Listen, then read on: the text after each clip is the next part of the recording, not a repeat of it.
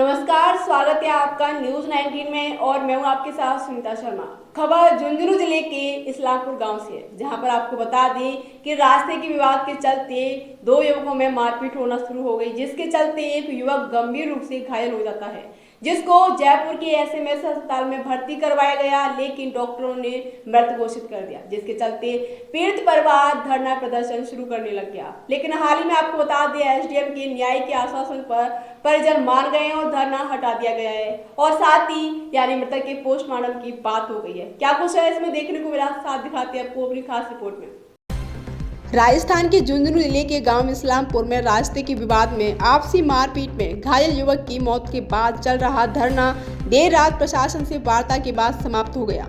मृतक युवक का आज जयपुर में पोस्टमार्टम करवाने पर सहमति बनी। प्रशासन ने रास्ते के विवाद को चलते जल्द निपटाने की बात कही, साथ ही आरोपियों की गिरफ्तार करने और नियमानुसार मुआवजा देने की मांग को मान लिया है।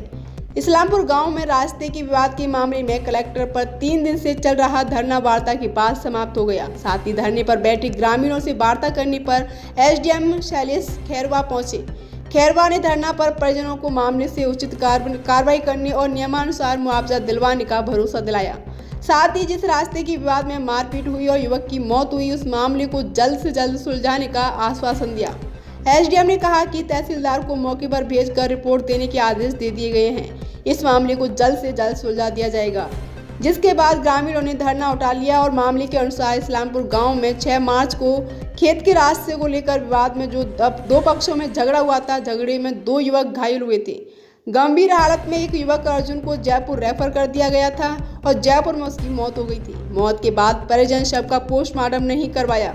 शव जयपुर में ही एसएमएस अस्पताल की मोर्चरी में रखा हुआ था। ग्रामीण झुंझुनू कलेक्ट्रेट पर आकर धरने पर बैठ गए थे।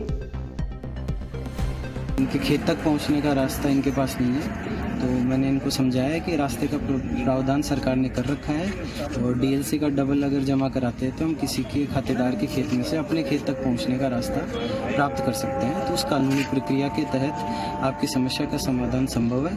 इसके अलावा भी और इनको इनकी दूसरी मांगों को लेकर भी समझाया गया है और आश्वासन दिया गया है कि इनकी देश दुनिया की तमाम बड़ी खबरों को जानने के लिए जुड़े रहिए न्यूज 19 के साथ। नमस्कार।